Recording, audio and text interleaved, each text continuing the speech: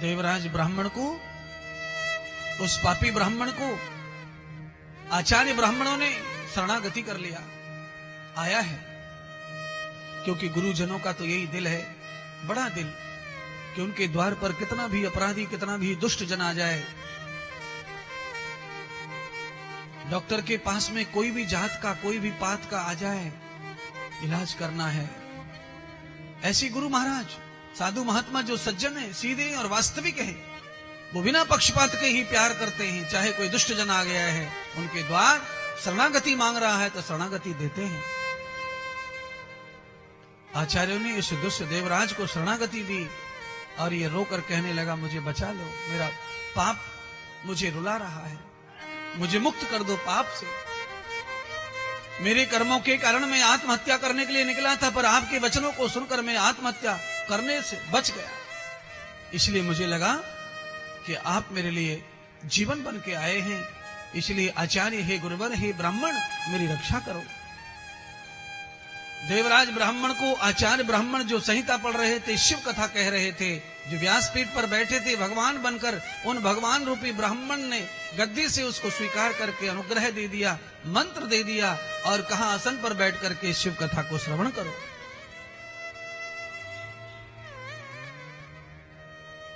हे सौनक जी, 7 दिन लगातार उसने शिव कथा का वाचन श्रवण किया। देवराज ब्राह्मण ने ओम नमः शिवाय, ओम नमः शिवाय इस प्रणव पंचाक्षर मंत्र का जाप किया। आहार को, व्यवहार को त्याग दिया, मौन निर्लेप होकर कथा में विराजमान हो गया। भगवान के यहां से दूत आए, धर्मराज ने दूतों को भेज दिया। 7 दिन की जैसी ही कथा पूरी हुई, कथा संपन्न हुई, देवराज ब्राह्मण को मृत्यु आई और दूत खींच ले गए पांडाल से। और जब यम के दूत उसे खींच कर ले गए तो यम के दरबार में जब देवराज को खड़ा किया गया तो उसके पापों के कारण उसे अनेक अनेक नरक दिखाए धर्मराज ने। इस नरक में जाना पड़ेगा तुझे। देवराज जब नरक देखे तो घबराए, रोए, बिलखे।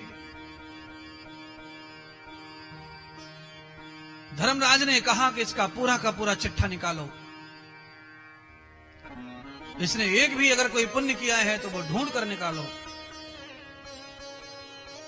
पर देवराज की कुंडली में कोई पुण्य दिखता नहीं था, केवल पाप और पाप और महापाप, महापाप, महापाप। कैसे नरक से बचे? जैसे ही धर्मराज अपना आदेश करने वाले थे कि इसको नरक कुंड में डाल दो, उसी समय भगवान शिव के गण वहां पहुंच गए। भगवान शिव के गणों ने धर्मराज के यहां जाकर के सब पलट दिया। आदेश, हे धर्मराज, भगवान शंकर की आज्ञा है कि देवराज ब्राह्मण बहुत सारे पाप किया था, पर भगवान शंकर की इसने कथा सुनी है 7 दिन, इस कारण इसके सारे पाप नष्ट कर दिए भगवान शिवजी ने। और कल्याणकारी शिवजी ने कहा है कि देवराज ब्राह्मण को शिवलोक लेकर आओ, कैलाश में लेके आओ, उसे किसी नरक में नहीं डाला जाएगा।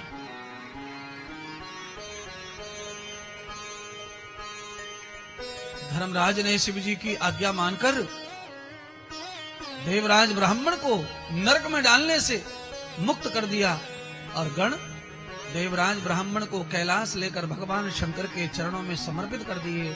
और परमात्मा शंकर ने देवराज को अपना गण बना लिया। बिंदुक ब्राह्मण को भगवान शिव जी का गण बनने का अवसर मिला।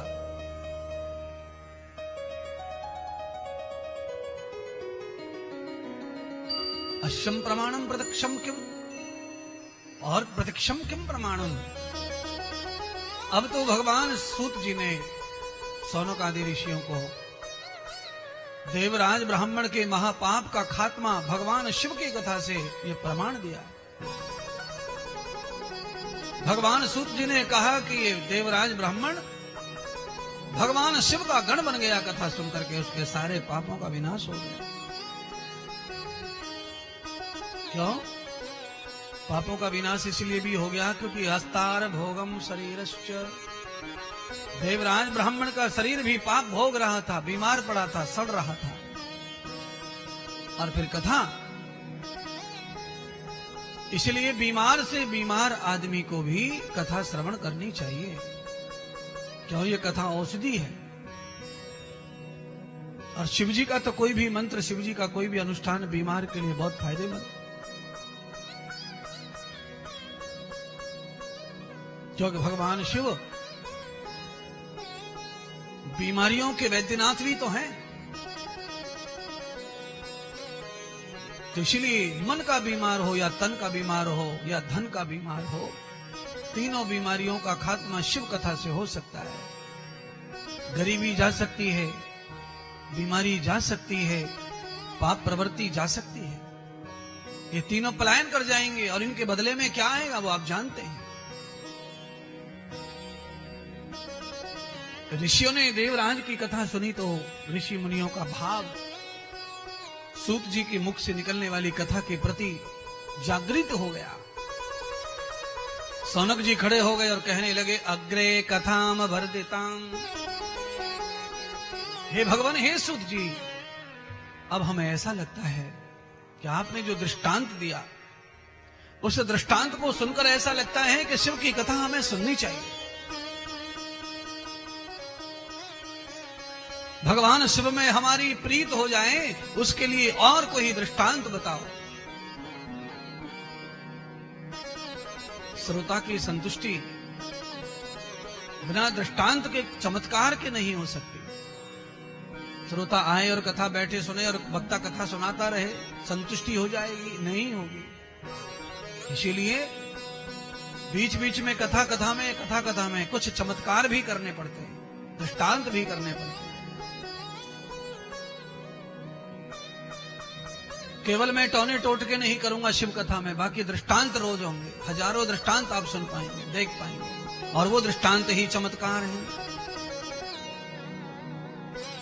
क्या करना चाहिए भगवान शिव के साथ, जिससे हमारा भी देवराज ब्राह्मण की तरह उद्धार हो जाए और हम पतन से मुक्त हो जाए, गण बन जाएं शिव के। तो ये देवराज ब्राह्मण अकेला ही था। ऐसी ही पावन कथा भगवान सूत जी ने सुनाई ग्रस्त की।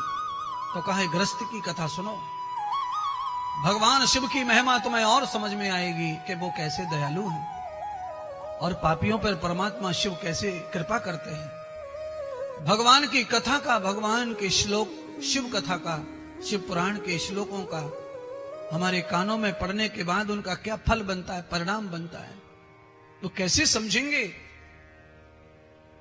तो भगवान सूत